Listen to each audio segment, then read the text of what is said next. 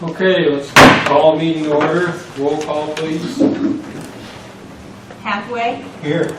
LaSchultz, Here. Burns, Yes. Gilbert, Here. Chartrand, Here. Morahan, Kulzer, Here. Osborne, Here.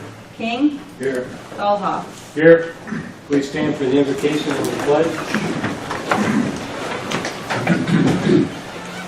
As we stand here tonight, I wish to express gratitude for the low number of COVID cases and hospitalizations we have experienced in Lewis County to date. We appreciate the discipline and the patience that our residents have shown in response to this pandemic, which is the basis for our low numbers. Thank you. Please pledge. Allegiance to the flag of the United States of America and to the republic for which it stands, one nation, under God, indivisible, with liberty and justice for all.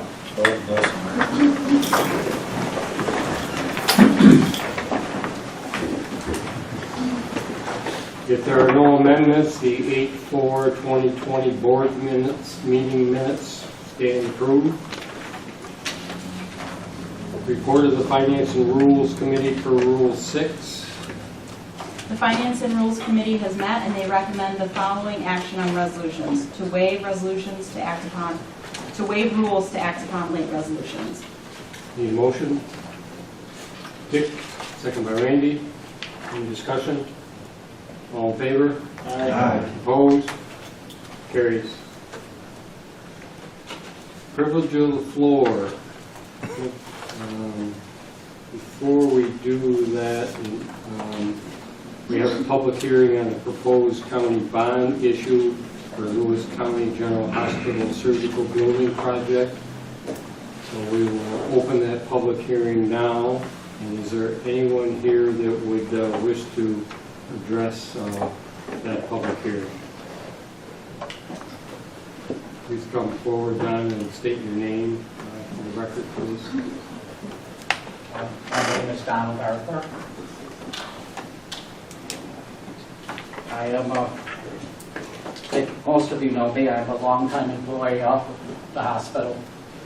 I do appreciate the opportunity to voice my thoughts and my comments concerning the $33 million expansion project proposed for our county hospital. You know, my questions and comments come from reviewing the information posted online in the presentation to the Health and Human Services Committee, both the September 2019 presentation and the more recent one in July of 2020. You know, if there was other information provided outside of those presentations that do answer my questions, please let me know. You know, I point my comments directly to you as legislators. You will be making a decision later in this meeting to allow this project to move forward. Based on my review of the data presented, I believe that there are too many generalizations, not enough specifics, too many assumptions, and at least one case I question the accuracy of the data. In my opinion, you have not asked all the questions that you need to ask. You have not been given the answers that you need in order to justify that yes vote that will allow this project to move forward to the next step, seeking a CON from the State Department of Health. You know, I am not saying that renovations and updates to the physical plant as it exists are not necessary.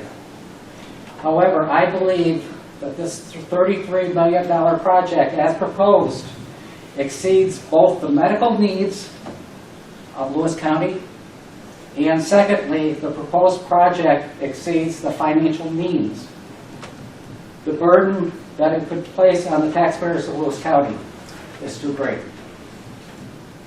The Lewis County General Hospital changed their status in 2014 from an acute care prospective payment system hospital to the designation of critical access hospital. I'm not here to question the appropriateness of that change. Actually, just the opposite. I think that that definition of critical access facility perfectly fits Lewis County Hospital. the Centers for Medicare and Medicaid Services, CMS, states that a critical access hospital is designed to reduce the financial vulnerability of rural hospitals and improve access to health care by keeping essential services in rural communities. In short, critical access hospitals are meant to provide essential health care services for those rural areas that would otherwise not have them available. But the key words here for me are essential services. Who and how do we define essential healthcare services for Lewis County? Does this project meet that definition? Does it meet the essential healthcare needs of Lewis County residents, or does it attempt to exceed those essential healthcare needs? You know, is it more of a wish list than an actual need? Are we trying to be more than what we really are meant to be? You know, one of the things that I looked at in preparing for this evening was the financial status of the hospital prior to the critical access designation versus 2020 right now. You know, everybody agrees that the status of the hospital financial situation now is very favorable. But why is that the case? What changed? You know, I'd like to read a portion of the minutes from the December 3rd, 2013 monthly legislators meeting. It is an update given by Legislator Hathaway concerning a meeting, the Board of Managers meeting of the hospital. Legislator Hathaway reported a $1.7 million year-to-date operating loss as of October 31st, 2013, compared to a projected budget surplus of $30,000. The loss is largely attributed to the lack of critical access designation, which had reasonably been expected. The hospital's year-to-date debt to the county is $1 million, increasing the total amount of debt to $5.8 million. Sounds pretty bleak. Now you compare that with where we are today. What happened? What's the difference between 2013 prior to and now?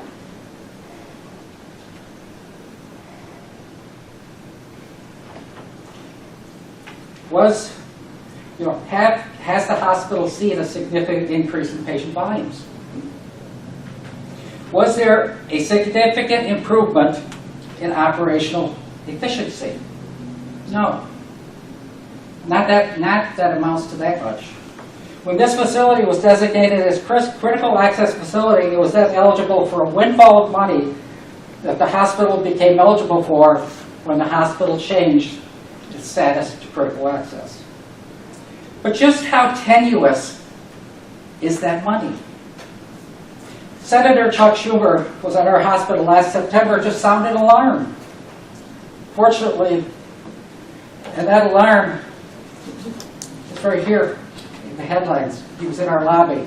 At Lewis County General Hospital, Schumer sounds alarm on devastating cuts to vital federal funding for rural hospitals expected this month. Upstate New York hospitals stand to lose billions. And on the third page, it says, Lewis County General Hospital stands to lose $6 million. Fortunately, I don't believe that those cuts were made, at least not at that time. But just how tenuous, how vulnerable is the profitability of Lewis County Hospital? How much of a risk is there in investing $33 million in this project?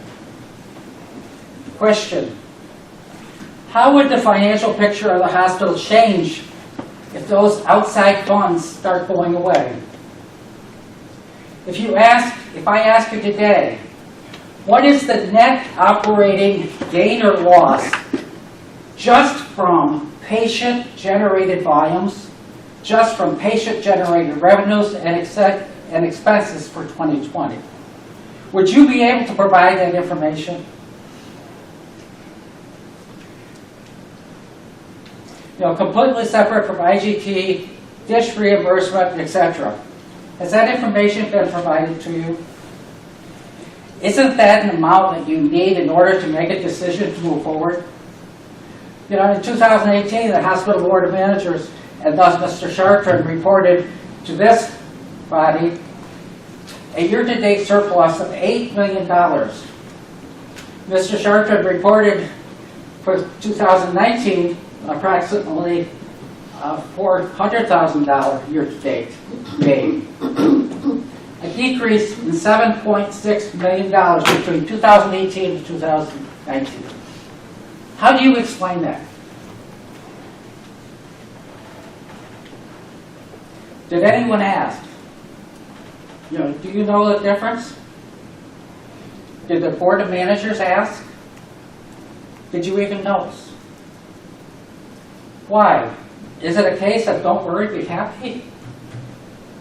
In my opinion, there is a fundamental problem with how the financial picture is reported and portrayed, first to the Board of Managers and then to the legislators.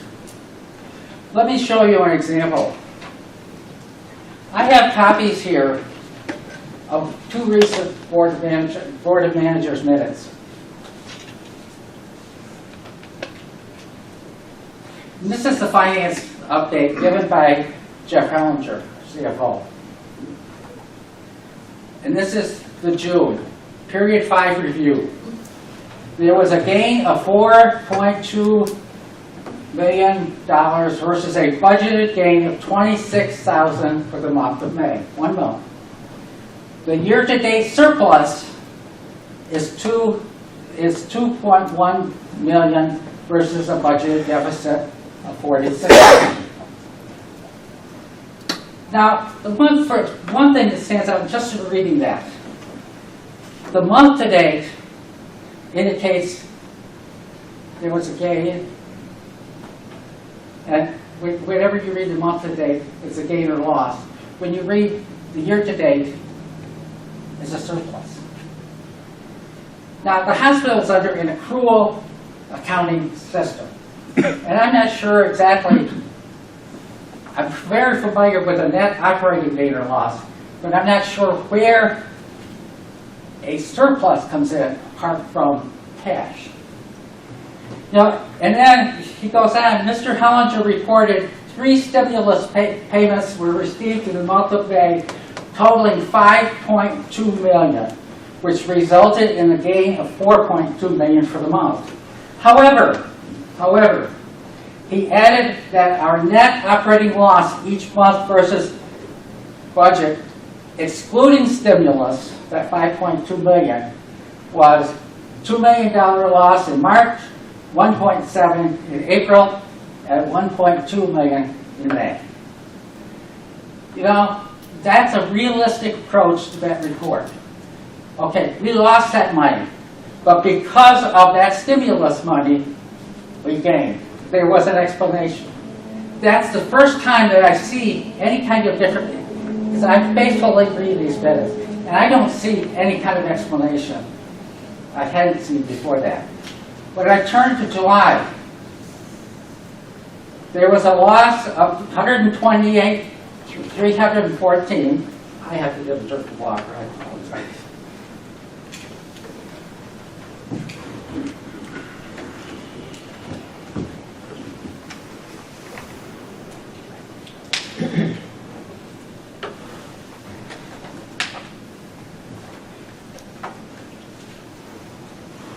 John, if I could ask you at this point, if you could limit it to 20 minutes, we would appreciate it. Okay. Okay.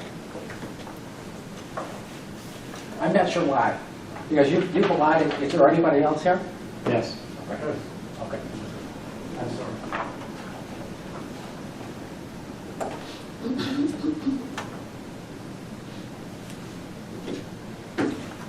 Okay, May, there was a loss of 128,314 versus a budgeted gain of 216,000 for the month of June.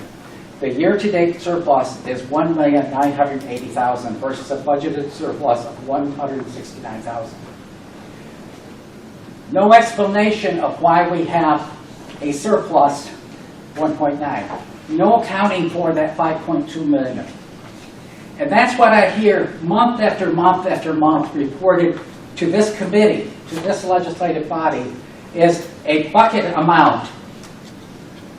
A bucket that includes not just the revenue generated by actual patient revenues, but all of the other dollars, the IGTs. That accounts for the $8 billion in 2018.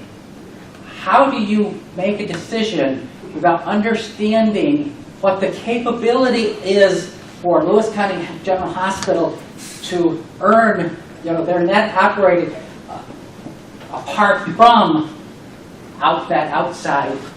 those outside dollars? I don't understand. And I'll skip through some of this, but one of the arguments presented to move ahead with the project was in order to compete with for what and who.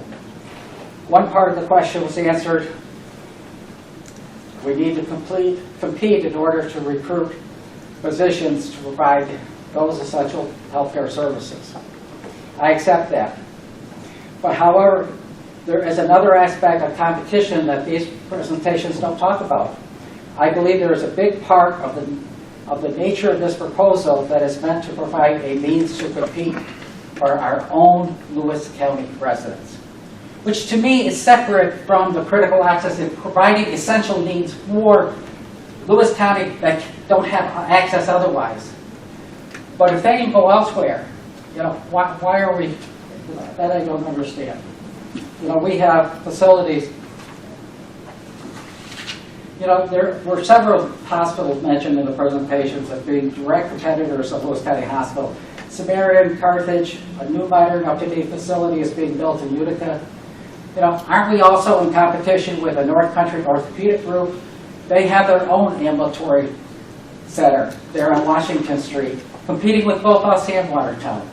Also in Utica, we have a separate standalone surgical ambulatory facility that in essence will be competing directly with the new state-of-the-art Mohawk Valley.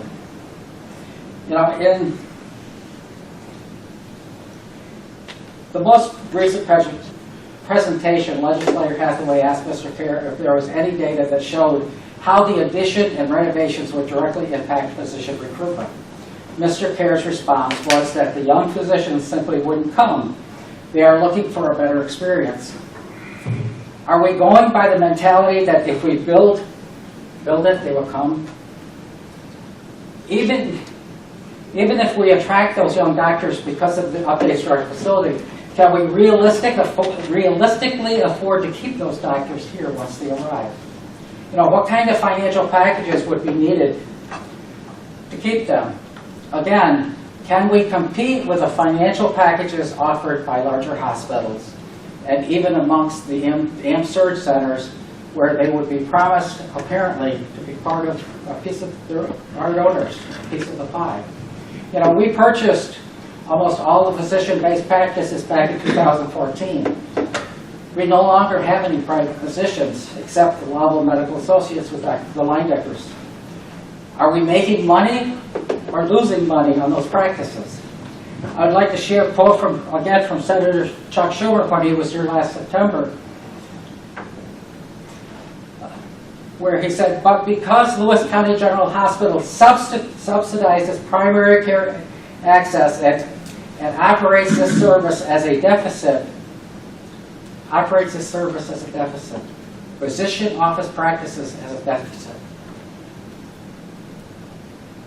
Did you know that the physicians' offices are now operating at a loss, and that loss is being subsidized by outside help? Outside help that is totally in the hands of the goodness and generosity of our politicians. Are you saying that the trend will change if we add more practices?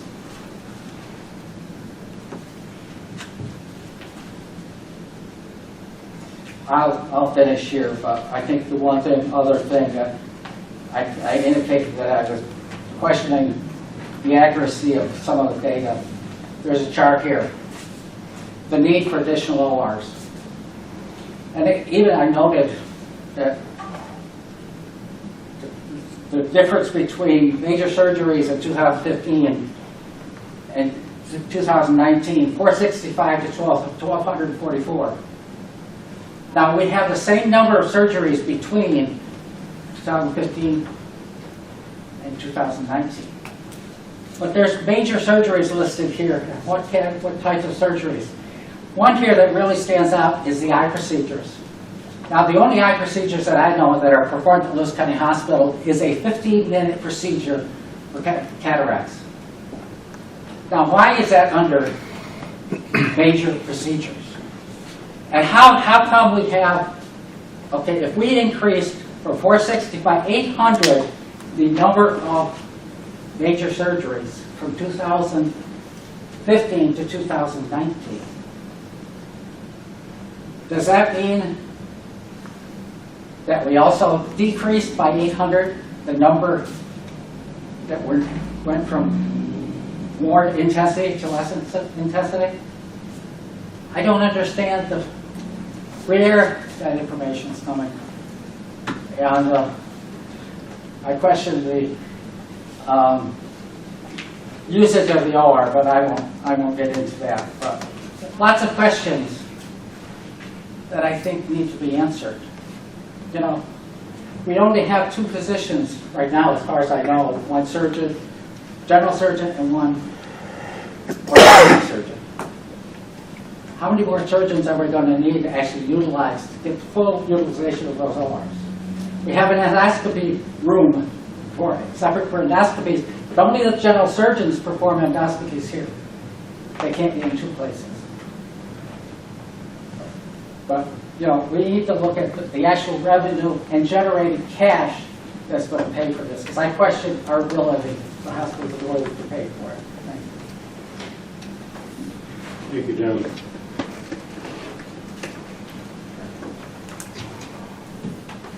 Mike? Michael Young, President of the Board of Managers. We have presented over the past 2 years a mountain of evidence that supports this project. Without moving forward and without improvements, we will continue to fall even farther behind. Our facility is 19 years. That's the age of it. The standard is 11. We'd like to get to that. I appreciate Mr. Arthur's concerns, but we can't, the old saying, and I'm a statistician from the old days, you can make numbers say almost anything you want. We can look at just generating revenue from patient time. But being a critical access hospital, society and government realizes that we operate some things at a loss. That's why we get that aid. So we have to look at the whole picture. We've provided, I believe, a sound financial position. And we realize, as you've discussed over the past several months, that there are certain things we have to worry about. Critical access and the changes in the rules will make it difficult. And we've said, point blank, if that should change, then we have to revisit this and we will have to step aside for a while and reconsider. But provided that that type of funding remains in place, this is and I'm going to use the word, a conservative project. I'm going to point out there have been bigger projects in this community. There's one just down the road at a high school or a school district. Those are the type of things we have to do in order to compete. And yes, it is important to compete so that we don't continue to lose residents. I'm also going to make the point that our residents want to be treated here, not in other places. They want to be near their family.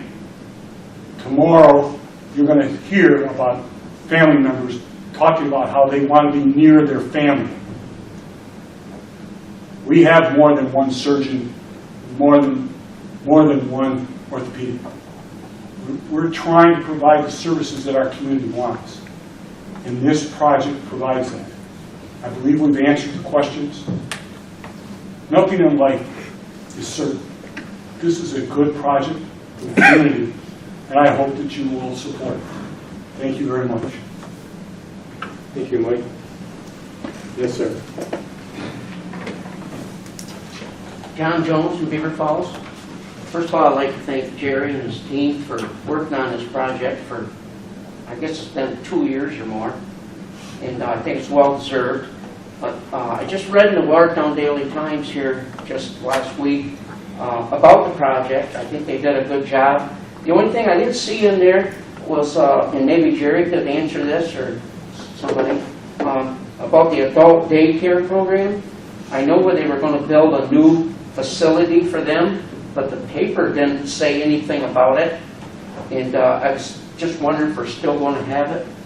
And the second thing I'd like to ask is financials. The payback for this project, I guess maybe I don't know how the taxpayers are going to be affected, the amount of time we're going to have if we get bonded for it. I think we'd kind of like to know a little bit about that. And, that's all I would like to say, and I think it's a well-deserved project. Thank you. Thank you, Jim.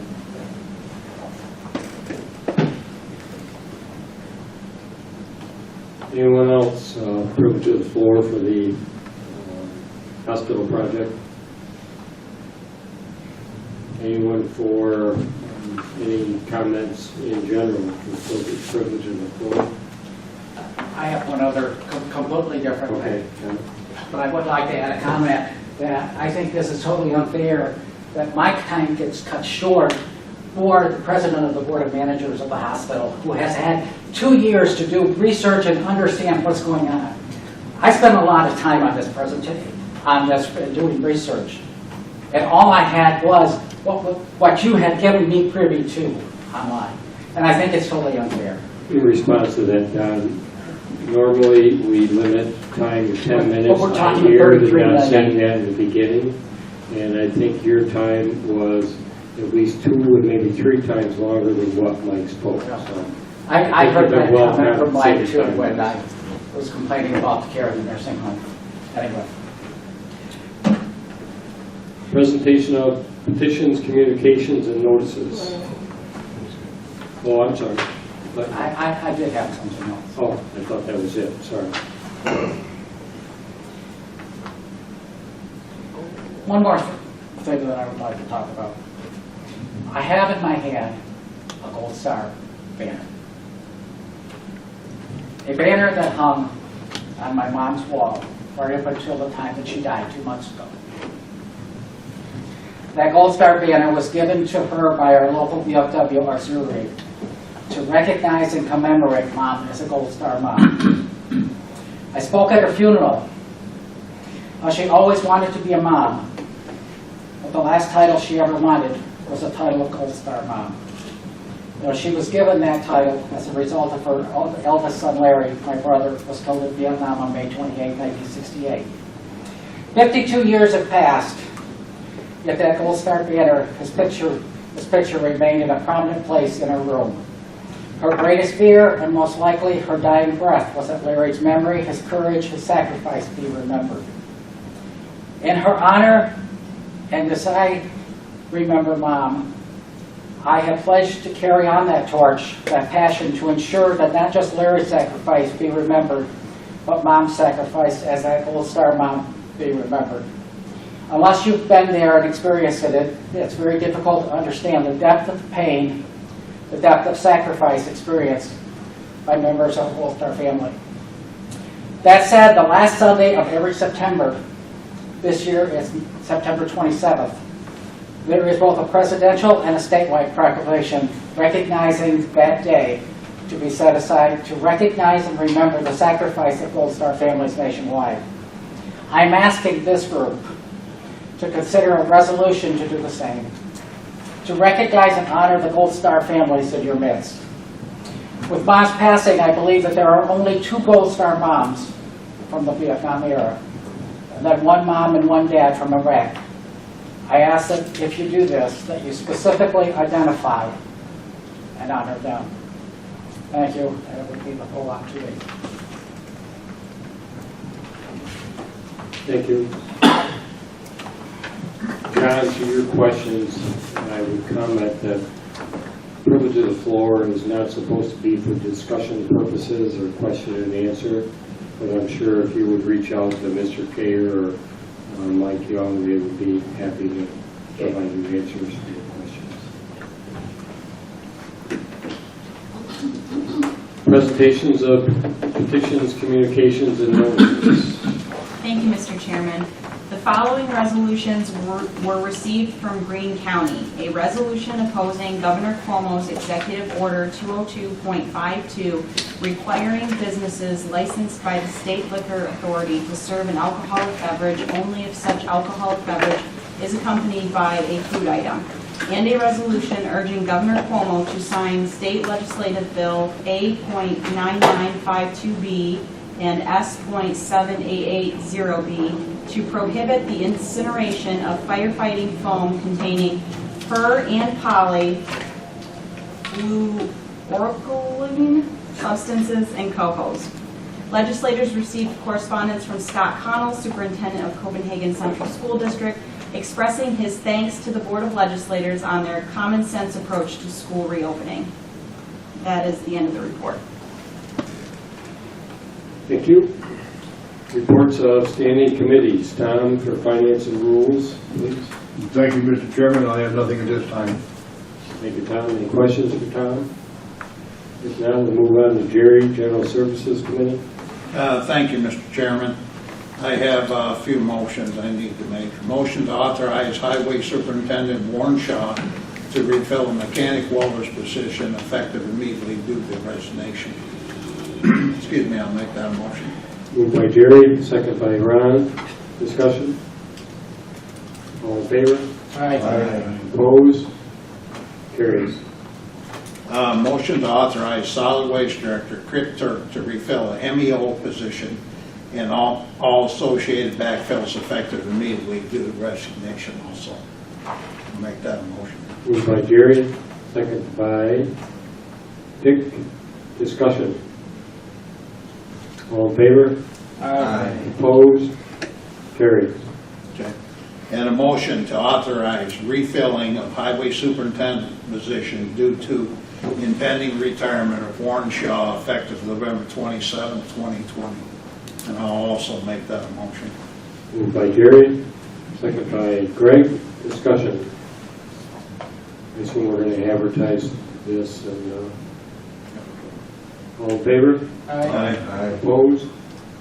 Carries. Thank you. That's all I have right now. I have a few resolutions in the packet. If anybody's got any questions on them when we get there. Thank you. Thank you. Questions for Jerry? We'll move on to Randy with Health and Human Services. Thank you, Mr. Chairman. I have nothing more to add tonight. Any questions for Randy? Thank you. Dick is the board's rep on the Hospital Board of Managers. Yeah, I've got a couple of things I'd like to present. The employee for the month of July is Bettina Bates, RN. You see Bettina up there, please congratulate her on her recognition as Employee of the Month. The board has approved the purchase of a security camera system from a company called Verkada at a cost not to exceed $150,000, and that's coming out of the capital budget. It's already in the budget for this year, and it's going to help with the security around the pharmacy as well, so some of the pharmacy proceeds will cover that as well. We had a loss of $426,000, but we had a budgeted gain of $176,752 for the month of July. Our total year-to-date surplus as of this month is $1,533,000 versus a budgeted surplus of $346,000. We appointed Lewis County General Hospital Medical Director. Stephen Leindecker, MD, will be this year's Lewis County General Hospital Medical Director. Copenhagen Health Center, the bids are in. We accepted low bid. That project will move forward.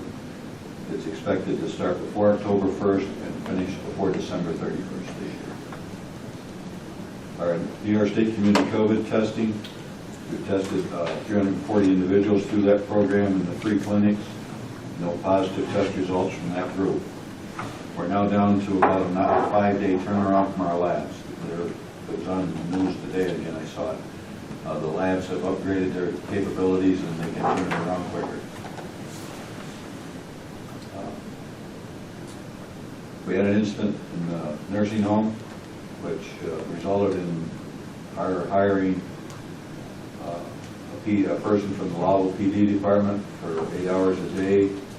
The memorandum of understanding was signed last week, as I understand it, Monday through Friday, 8 to 5 p.m. When the lobby is open and the contracted security staff will staff the ED table from 9 to 7 p.m. on weekends. Empire Dermatology, the new group that took over dermatology, are going to start 2 days per week now. Their business is picked up to where they do that. If it continues to grow, they'll continue to staff whatever the final number is. Are there any questions? That's my report. Questions for Dick? Thank you, Dick. Our hospital CEO is here. Do you have any thoughts or comments you'd like to share, Jerry? Mr. Chartrand gave a very detailed and complete report. I can answer a couple of questions, if you wish, around the adult day health with my time. Sure. The adult day health program is currently held because of the pandemic, and we're waiting for rules to be promulgated or guidance to come forward. It's not encouraging in the short run. It appears as though we would have to reduce occupancy by 2/3. So now it becomes very difficult model to administer with only 1/3 of the registrants. We are licensed for 15, but can grow as high as 17. So 1/3 of 15 is 5, and it becomes very difficult to think about how to operationalize that model. However, there is a need for a medical adult day health program in our community. And with our building project, we would actually relocate adult day health care to the medical arts building where the physician practices are and the current board managers meet. And we would close down the circle to public access and actually create an outdoor space for the registrants who would use that program. So that is still in our vision, to create a new space for those individuals with outdoor access. So it isn't clear yet how we will get from here to there, but that's why we're here, to try to solve and figure those out. So more to come on that. And as you know, the bonding is for 25 years at 2%. So that is an outstanding rate. And as we reviewed the financials in previous committee meetings, if we are going to invest in our building, the time is right to borrow money at those rates. And if you have any questions, I'll take those. Questions for Jerry? Okay, thank you. Thank you, Jerry. County manager report. Thank you, Mr. Chairman. Last Friday, I had the opportunity to get together with some of the county managers and administrators throughout New York State, and it was educational and also comforting knowing that we're all going through the same thing together right now. So what I want to talk about is a little bit about the uncertainty that we're facing right now, particularly as it relates to our 2021 budget preparation. So there's no secret, we've been talking for months about the state's budget deficit. The number that the governor uses is $16 billion. Our experts at NISAC that work very closely with the Department of Budget think that it's actually closer to 8 million, or 8 billion.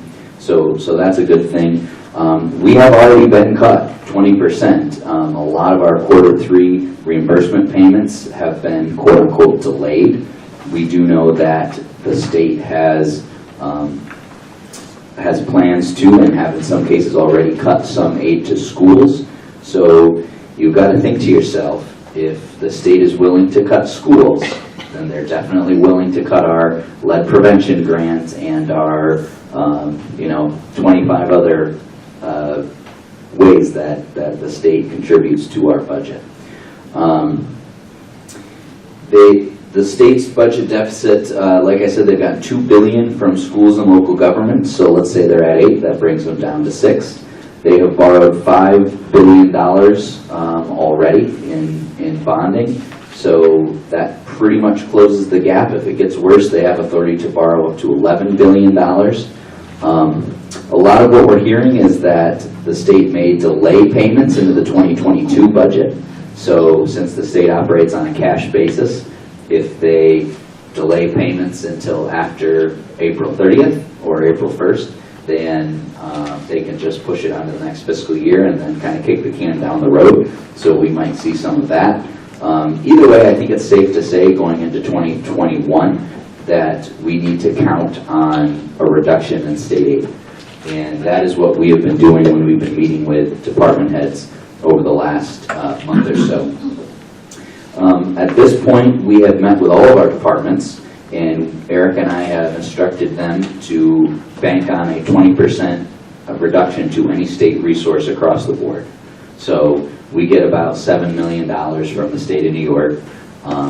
So that does create a hole for our budget, but so far, knock on wood, we've been able to make things balance. A little bit on the budget schedule. At the next committee meetings, we will bring our capital project and equipment requests to the General Services Committee. So you'll get to see some of the big things that department heads would like to do next year. We'll talk a lot about state aid adjustments with the Health and Human Services Committee. And then we do have a series, as we do every year, a series of personnel requests that will come through the Finance and Rules Committee. So we'll be spending a bit of time on budget at the next committee meeting. And then at the October committee meeting, we have traditionally the last few years used that time to do a somewhat of a budget workshop where we kind of look at the budget as a whole and have some discussion about tax rates and some of the things that legislators would like to see. By November 3rd, the tentative budget will be delivered to the Board of Legislators, and from there, you guys can make any changes that you see fit to the budget. One other thing to note from the state that I did learn is that the state has passed a bill. It's not yet signed by the governor, but we hope it will be, which will create a volunteer EMS and volunteer firefighter task force. The state recognizes that they're having a severe problem recruiting and retaining volunteers in rural areas like Lewis County. I know that Bob McKenzie's talked about this, Jerry's talked about it, Dick has talked about it here over the years. So hopefully some good action will come out of that. But so far, our approach to budgeting, big picture, there's a lot of uncertainty. Everyone in the state is dealing with it.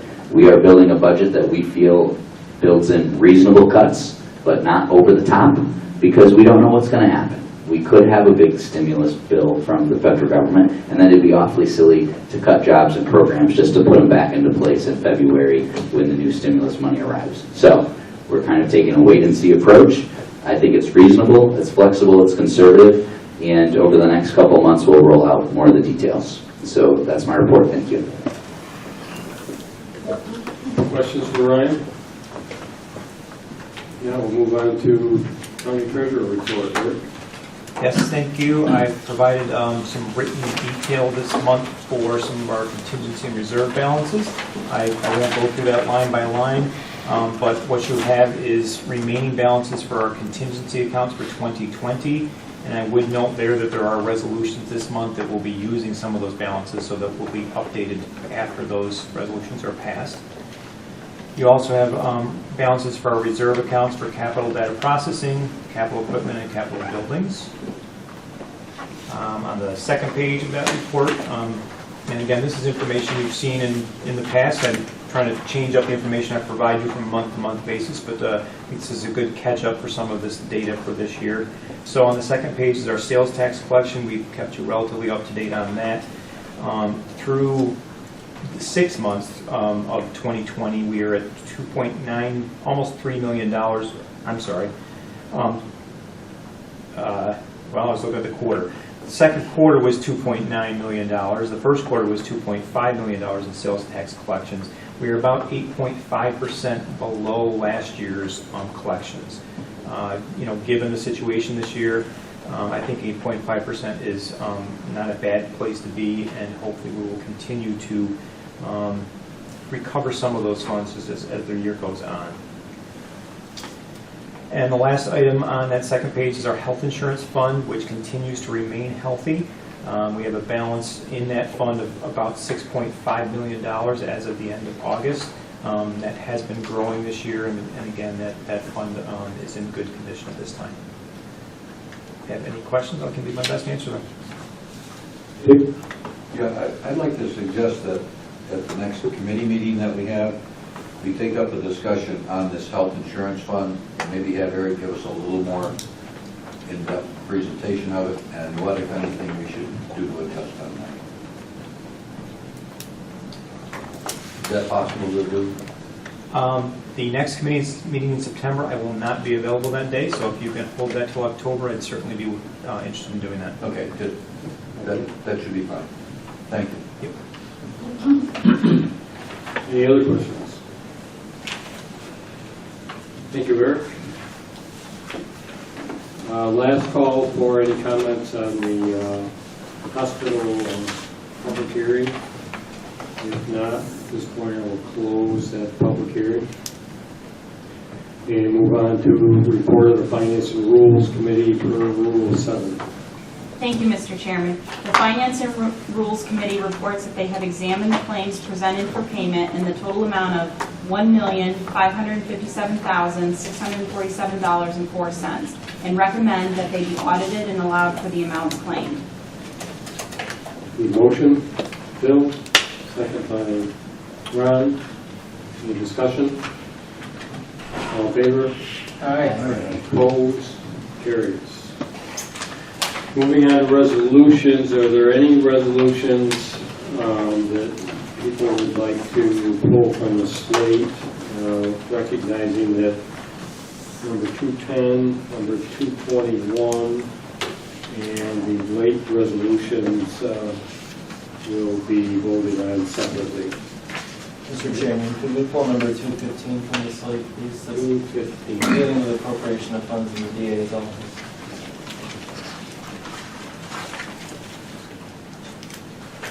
You want to discuss it separately so you can... So I can abstain, exactly. Any others? Yeah, if I could propose we talk separately on 225.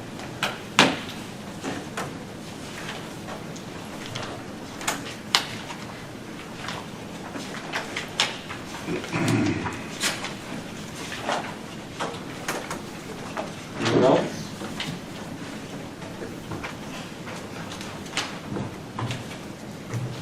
Okay, so from there, we need a motion to accept the slate, and then we'll proceed with the rest of it. Dick, second by Jerry. Any discussion? All in favor? Aye. Opposed? It carries. Okay, the next resolution is 210, auditing and allowing claims in the amount of $1,557,647.04. Moved by Randy, second by Greg. Any discussion? Oh, roll call. King, Yes. Colzer, Yes. Chartrand, Yes. Burns, Yes. Hathaway, Yes. LaSchultz, Yes. Gilbert, Yes. Morahan, Yes. Osborne, Yes. Dahlhoff. Yes. Okay, the next one is Resolution 215, resolution to appropriate funds, District Attorney Department. Moved by Greg, second by Dick. Discussion. Just one you want to excuse yourself from? Yeah, when we vote, I'll abstain. Oh, I'm sorry. Okay. All in favor? Aye. Opposed? And and show Ian abstaining, and the motion carries. Okay, the next one is Resolution 221, resolution authorizing the construction of a new surgical pavilion and renovations to the existing medical unit at the Lewis County General Hospital, stating the maximum estimated cost thereof is $33 million, appropriating said amount therefore, and authorizing the issuance of up to $33 million in serial bonds of the county to finance said appropriation. Moved by Dick, second by Ian. Discussion. This is a roll call. Yes. Hathaway, Yes. Burns, Yes. Chartrand, Yes. Kulzer, Yes. Osborne, Yes. LaSchultz, Yes. Gilbert, Yes. Morahan. Yes. King, Yes. Dahlhoff. Yes. Motion carries. Just a couple comments on that. This board has had several meetings with the hospital senior management, and they have complete confidence in their ability to ascertain whether they have the financial situation to move forward with this. I'm thinking about the comment that in general, as a business, you either invest in your business or it continues to decline. And as Jerry noted, the time is right to borrow money to move this forward. If we want this hospital to be in existence for the next 20 years or 30, I think it's imperative, and this board thinks it's imperative, to move this project forward in order to meet that goal. Thank you. Anyone else have any comments? I think I'd like to make this one if I could. As we went through this process, we talked to the hospital board of managers, we talked amongst ourselves, and the way this is written, it says the taxpayers raising the money. That had to be language that was in there, I understand it. But our goal and desire is that we're not going to raise that whole money with taxpayers' money, that the hospital is going to make a profit enough to make the payment for that. So I think that's a middle, I think it's important to note that, because I thought, whoa. Yes, I forgot that. The general consensus is that from the presentation of the hospital senior management is that they will have the cash flow to support this project, and there will be no cost to the taxpayers.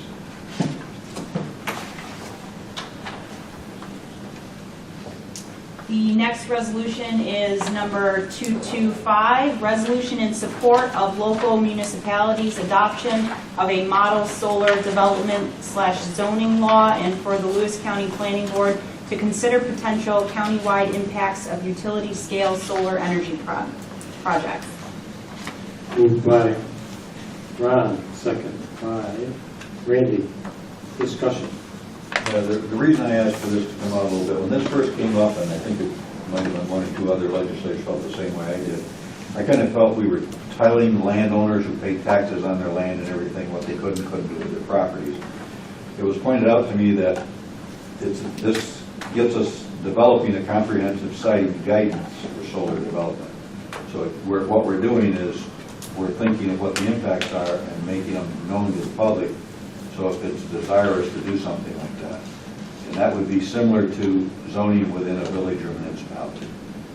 So that changed my thought on this one. And this is a recommendation, not a requirement. Exactly, yep. It's non-binding. Non-binding.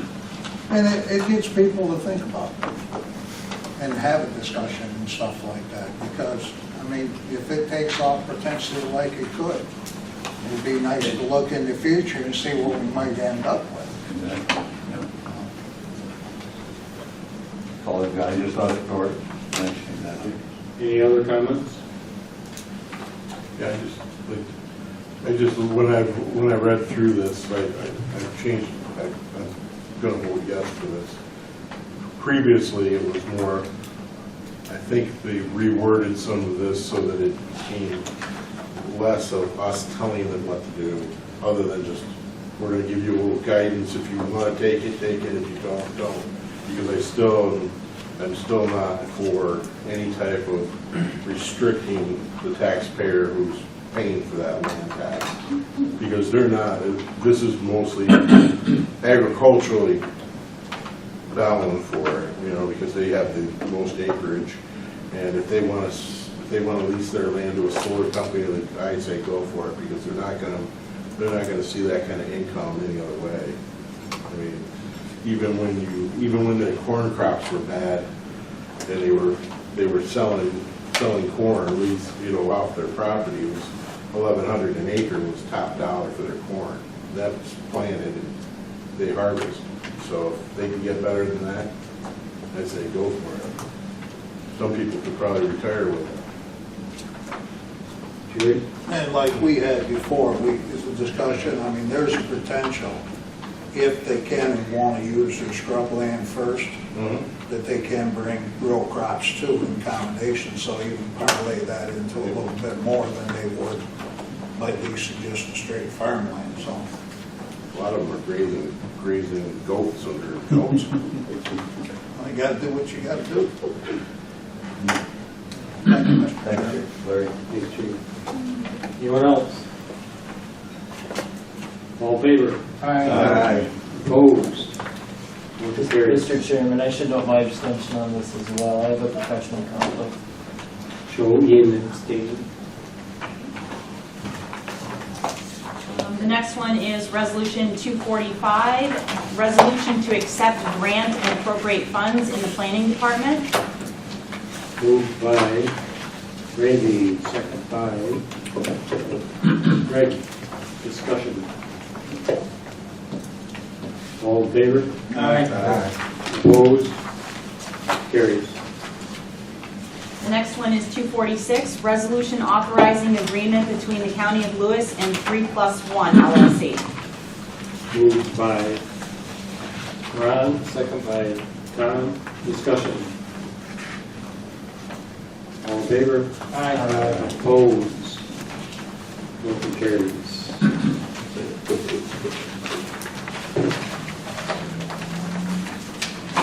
Other business.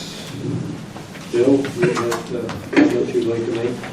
I'd like to rant for a couple of minutes, if you don't mind. Keep it under 20. Keep it. Just note it was 2 minutes. Here we go. I'd like to speak regarding the nursing home. And my comments are not directed anywhere locally. I think the hospital and public health has done an awesome job through this COVID situation. And I think if what I'm about to say, if they were allowed, they could make things happen better for the people of our county. The state policy on nursing homes does not take into consideration, in my opinion, the human cost. And actually, in my opinion, I think it's a travesty. A couple examples. A younger friend of mine idolized his grandmother. His grandmother was in a nursing home, not our nursing home, by the way. And if her passing was imminent, but the state said that the family couldn't go say goodbye.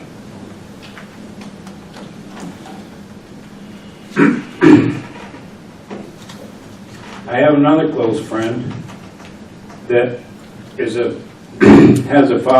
father is in the nursing home. The last time they were able to see him, the 4 kids and his wife, was March 1st, because the state won't allow visitors. They do get to Skype, thanks to Jerry, and when they do a Skype, when it comes time to end it, the father has to turn his head.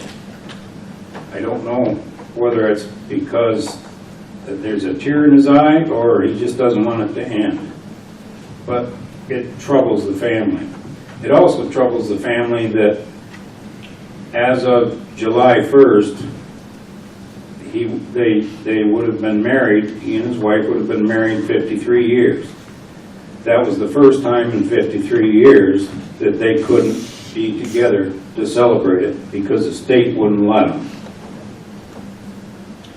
Another person that called me the other day and was trying to get a little insight into what's happening at the nursing home because he was concerned about a gentleman in his 80s that's there, and this gentleman in his 80s has been married forever, and they are very concerned about his wife that can't see him.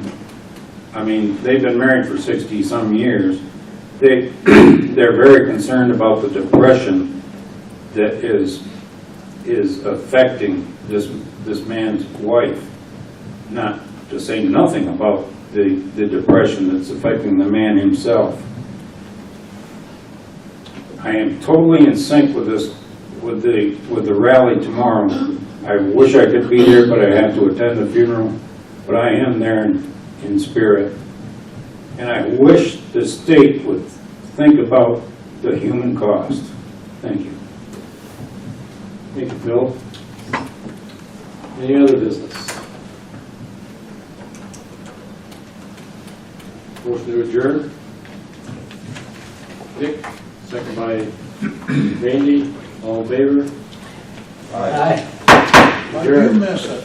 I said I'm taking a break, I'm backing off. Oh, okay.